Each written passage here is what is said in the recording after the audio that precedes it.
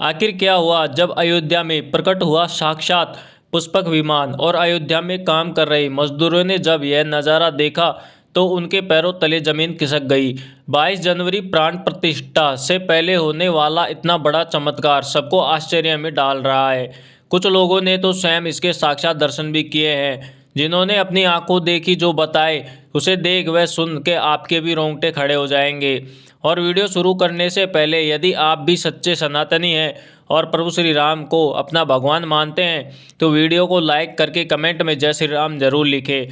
दोस्तों 22 जनवरी को रामलला अयोध्या में भव्य मंदिर में विराजमान होंगे और इस शुभ कार्य के लिए पूरे देश में निमंत्रण भेजा जा रहा है। शहरों गांवों के में अक्षत वितरण में बड़े से लेकर बच्चों में भी सहयोग की भावना देखी जा रही है। यहाँ तक कि महिला वर्ग भी घर घर जाकर अक्षत व फोटो वितरण कर रही है। अयोध्या में रामलला प्राण प्रतिष्ठा की तैयारी तेजी से की जा रही है। इस कार्यक्रम को भव्य बनाने के लिए कोई कसर नहीं छोड़ी जा रही है। साथ ही साथ राम मंदिर का निर्माण कार्य भी तेजी से किया जा रहा है। मंदिर निर्माण में एक रिपोर्ट अनुसार 80% कार्य हो चुका है और 70 खंभों पर मूर्तिकारी का कार्य चल रहा है। बीच में त्यौहार आने के कारण यह धीमा पड़ गया था, लेकिन अब कार्य तेजी से चल रहा है और निर्माण कार्य जल्दी से जल्दी हो सके इसके लिए मजदूर दिन रात काम कर रहे हैं। लेकिन 10 जनवरी के दिन ऐसा चमत्कार हुआ जिसे देख सभी मजदूरों के होश उड़ गए। जब रात्रि के समय सभी मजदूर कार्य समाप्ति के बाद अपने तंबुओं में आराम कर रहे थे तभी उन्हें वहां कुछ हलचल होने का संकेत मिला। सुरेश नाम के व्यक्ति ने जब एक तंबू से बाहर निकलकर राम मंदिर की तरफ देखा तो उसे कुछ पीली सी चीज चमकती हुई दिखाई दी। यह सब देख उसने अपने साथियों को बुलाना चाहा तो कोई भी उसके साथ नहीं गया। हिम्मत करके वह राम मंदिर परिसर में गया तो वहाँ का नज़ारा बहुत ही चौंकाने वाला था। वहाँ उसे एक दिव्य चमकता हुआ विमान दिखाई दिया जिसका आकार मोर के जैसा था और दिखने में वह तेज से परिपूर्ण था, जो राम मंदिर परिसर के पीछे उतर रहा था। लेकिन उस विमान को नियंत्रित कौन कर रहा था यह समझ नहीं आ रहा था, क्योंकि उसकी चमक इतनी तेज थी जिसके सामान्य आंखों के द्वारा नहीं देखा जा सकता था। ऐसा लग रहा था मानो स्वयं श्री राम अयोध्या में उस विमान के द्वारा आए हैं। सुरेश ने इस चमत्कार को अपने आंखों से देखा, परंतु अचानक वह बेहोश हो गया क्योंकि वह इस तेज को सहन नहीं कर पा रहा था। सुरेश ने सुबह स्वयं को उसी स्थान पर पाया और देखा कि उसके साथी मंदिर निर्माण का कार्य करने जा रहे हैं और उसने अपने साथियों को रोका और रात्रि की घटित सारी घटना बताई। लेकिन सभी उसका मजाक उड़ा रहे थे कि यह पागल हो गया है। लेकिन सुरेश को पता चल चुका था कि प्रभु श्री राम अयोध्या आ चुके हैं और वह सोचने लगा कि यह मेरा सौभाग्य है जो मुझे इस भव्य पल का दर्शन हुआ, जो कि पुष्पक विमान था जो अयोध्या में साक्षात प्रकट हुआ था। दोस्तों देश में अलग अलग आकृति के विमान भी देखे गए हैं जिनका संबंध कई बार तो दूसरे प्लेनेट के साथ भी जोड़कर देखा जाता है।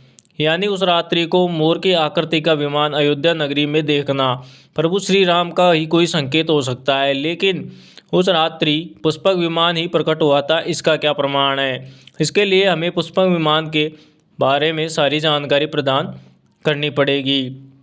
आज हम आपको हमारे चैनल धर्म ज्ञान पर पुष्पक विमान की पूरी जानकारी देकर बताएंगे कि अयोध्या में पुष्पक विमान प्रकट हुआ या नहीं और यह कोई चमत्कार था या एक मिथ्या। दोस्तों रामायण में हमें पता था कि पुष्पक विमान रावण के पास था। यह पहले कुबेर देव के पास था, फिर रावण ने इसे अपने सौतेले भाई कुबेर से बलपूर्वक छीन लिया और इसी की सहायता से रावण ने माता सीता का हरण किया था और वह एक स्थान से दूसरे स्थान पर इसी विमान के द्वारा आता जाता था। रावण को युद्ध में हराने के बाद श्री राम के पास यह विमान आ गया था। वो जीत होने के बाद इसी विमान से अयोध्या पहुंचे थे और रावण ने भी माता सीता का पंचवटी आश्रम से इसी के द्वारा हरण किया था और उन्हें लंका ले गया। मानता है कि पुष्पक विमान आज के विमानों की भांति था। उसी ने से रावण अपनी हवा यात्रा करता था, परंतु रावण का वध करने के बाद प्रभु श्री राम, माता सीता, लक्ष्मण जी और हनुमान जी अयोध्या इसी विमान में बैठकर वापस आए थे।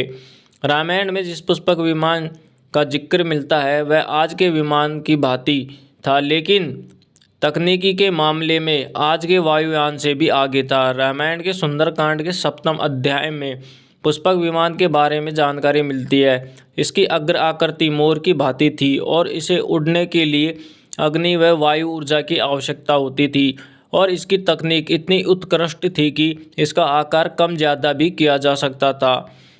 कहा जाता है कि रावण अपनी पूरी सेना को इसमें बैठाकर उड़ान भर सकता था। पुष्पक विमान अपने चालक की इच्छा की गति से चलता था और इसकी गति मन की गति के समान थी। इसमें बैठने के लिए काफ़ी अच्छी तकनीकी का प्रयोग भी किया गया था। रावण से युद्ध करने के बाद प्रभु श्री राम ने इसे पुनः पूजा करके कुबेर को सौंप दिया था, परंतु कुबेर ने पुनः इसे प्रभु श्री राम को सौंप दिया और इसकी सहायता से वे अयोध्या नगरी पहुँचे थे। और वर्तमान में कई हजारों साल बाद जब पुनः राम मंदिर का निर्माण हुआ तो प्रभु श्री राम अपने परिवार सहित अयोध्या आ रहे हैं, वह भी अपनी इसी पुष्पक विमान पर, जिसका नज़ारा सभी मजदूर अपनी आंखों से देख चुके हैं।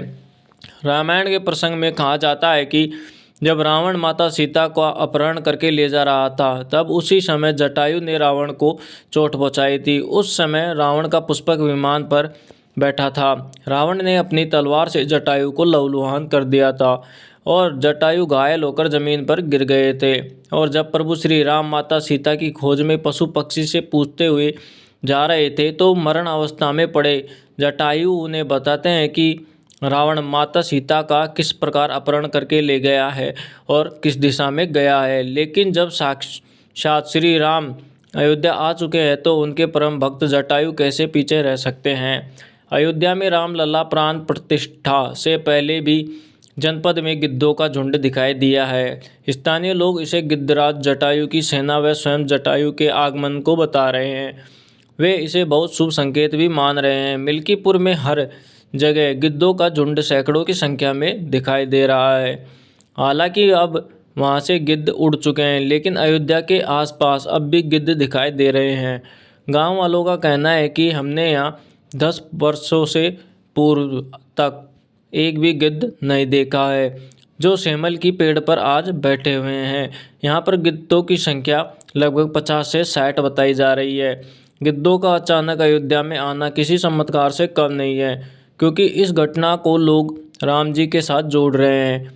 देश के प्रधानमंत्री नरेंद्र मोदी ने देश विदेश की कई हस्तियों को निमंत्रण दिया है, लेकिन आपको जानकर हैरानी होगी कि नेपाल के कुछ विशेष लोगों को आने का निमंत्रण भी उन्होंने दिया था। इसके पीछे का रहस्य जानकर आप भी बड़े प्रसन्न हो जाएंगे। दोस्तों, नेपाल को प्रभु श्री राम का ससुराल कहा जाता है, क्योंकि नेपाल एक समय जनकपुर राज्य था जिसके राजा थे जनक और उनकी पुत्री माता सीता, जो भूमि से प्रकट हुई थी। जनकपुर धाम, जिसे मिथिला भी कहा जाता है, अर्थात बेटी का गृह प्रवेश होना, तो उसके मायके से तोहफा व कई सामग्री भिजवाई जाती है। इसी कारण जब प्रभु श्री राम का मंदिर में प्रवेश होगा तो सीता जी के घर से नेपाल से अयोध्या के लिए उपहार आ रहे हैं, जिसमें भार यात्रा का नाम दिया गया है। श्री राम के ससुराल नेपाल की तरफ से 1100 थालियों में फल फूल व मेवे और अन्य उपहार आ रहे हैं, जिसमें आभूषण, कपड़े, बर्तन, मिठाई व चांदी के बर्तन भी शामिल होंगे। और इसमें 51 प्रकार की मिठाइयाँ, दही, मक्खन भी शामिल है। 22 जनवरी को राम प्राण प्रतिष्ठा समारोह होने वाला है, इसलिए भगवान राम भूमि तीर्थ ट्रस्ट के तरफ से नेपाल को भी पूर्ण विधिवत रूप से निमंत्रण भेजा गया है। दोस्तों, आज सनातन व हिंदू धर्म के लिए यह गौरव की बात है कि हम राम मंदिर को बनते हुए देख रहे हैं, लेकिन इस मंदिर निर्माण के पीछे कई लोगों का बलिदान भी समर्पित है। धन्य है वे लोग। कुछ वर्षों पूर्व आतंकियों ने काशी मथुरा के साथ अयोध्या में भी लूटपाट की थी। पुजारियों की हत्या कर मूर्तियों को तोड़ने का क्रम जारी रखा, लेकिन वे राम मंदिर को तोड़ने में सफल नहीं हो पाए, क्योंकि हर बार अयोध्या व राम मंदिर की रक्षा हेतु आसपास के राजा मदद भेज देते थे। हजारों की संख्या में राम भक्तों ने अपने प्राणों की आहुति दे दी। इन्हीं आक्रमणों को झेलते हुए राम मंदिर 14वीं शताब्दी तक बचा रहा। सिकंदर लोदी के शासनकाल के समय यहाँ मंदिर मौजूद था और 14वीं शताब्दी में हिंदुस्तान पर मुगलों का शासन हो गया और उसी दौरान राम जन्मभूमि को नष्ट करने के लिए कई अभियान भी चलाए गए थे। 1527-28 में इस भव्य मंदिर को तोड़ दिया गया और इसके बाद बाबरी ढांचा तैयार किया गया। कहते हैं कि मुगल साम्राज्य के संस्थापक बाबर के एक सेनापति ने बिहार अभियान के दौरान राम जी के इस भव्य मंदिर को तोड़कर एक मस्जिद बनाई। 19 जनवरी 1885 में हिंदू महंत रघुवीर दास ने फैजाबाद के न्यायाधीश हरि किशन के पास यह प्रस्ताव रखा, जिसमें कहा कि मस्जिद की जगह मंदिर बनाना चाहिए क्योंकि प्रभु श्री राम का वह जन्म स्थान है।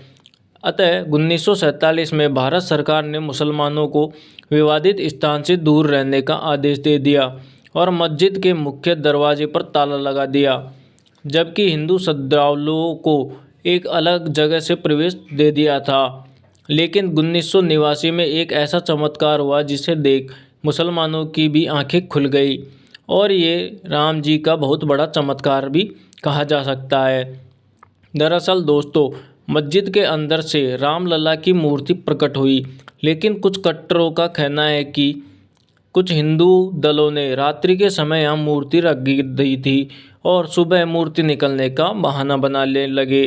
1949 में भगवान राम की पाई गई मूर्ति मुसलमानों ने इसका विरोध किया और दोनों पक्षों में मुकदमा दर्ज कर दिया गया। सरकार ने इसे विवादित स्थल कहकर ताला लगा दिया गया तथा 30 अक्टूबर 1990 को मुख्यमंत्री मुलायम सिंह यादव द्वारा खड़ी बाधाओं को पार कर अयोध्या में प्रवेश किया और विवादित ढांचे पर भगवा रंग फैला दिया। लेकिन उसके बाद मुलायम सिंह यादव ने कार सेवकों पर गोली चलाने का आदेश दे दिया, जिसमें सैकड़ों राम भक्तों ने अपने प्राणों को न्यौछावर कर दिया और संयुक्त लाशों से भर गया। अयोध्या में चारों तरफ नरसंहार ही दिखाई दे रहा था। इस नरसंहार के बाद अप्रैल 1991 को यूपी के मुख्यमंत्री मुलायम सिंह यादव को इस्तीफा देना पड़ा। उस समय कोपरी बंधुओं की चर्चा खूब रही। दिसंबर 1992 को जब विवादित ढांचा गिराया गया तो उस समय कल्याण सिंह की सरकार थी। उस दिन हजारों की संख्या में कार सेवकों पहुंचे थे। दोपहर के समय कार सेवकों का एक झुंड मस्जिद पर चढ़ गया और देखते ही देखते लगभग 4 बजे तक पहला गुंबद तोड़ दिया गया और 5 बजे के लगभग पूरा मस्जिद तोड़ दिया गया था और वहीं पूजा अर्चना शुरू कर रामलला की स्थापना की, अर्थात रामशिला की स्थापना की। मुख्यमंत्री कल्याण सिंह का आदेश था कि कार सेवकों पर कोई गोली न चलाए। आज सभी कल्याण सिंह को हम प्रणाम करते हैं। राम मंदिर का पुनर्निर्माण एक सौभाग्य की बात कही जा सकती है। दोस्तों, 22 जनवरी अब वह दिन दूर नहीं है जिसके बाद प्रत्येक राम भक्त आसानी से प्रभु श्री राम के दर्शन कर पाएगा। साथ ही साथ आज हमने ये वीडियो आपके लिए जो बनाई है वह प्रभु श्री राम के प्रति पूर्णतः समर्पित है। यदि आप भी प्रभु श्री राम को मानते हैं और उन्हें अपना आराध्य मानते हैं तो कृपया इस वीडियो को अधिक से अधिक शेयर करें, क्योंकि 22 जनवरी हम हिंदुओं और सनातनी के लिए बहुत ही खास दिन है। ऐसा पहली बार होने जा रहा है जब साल में एक बार नहीं बल्कि 2 बार दिवाली मनाई जाएंगी। यदि आप भी इस बात से खुश हैं तो प्लीज़ चैनल को सब्सक्राइब जरूर कर ले और बेल आइकन प्रेस कर ले। धन्यवाद।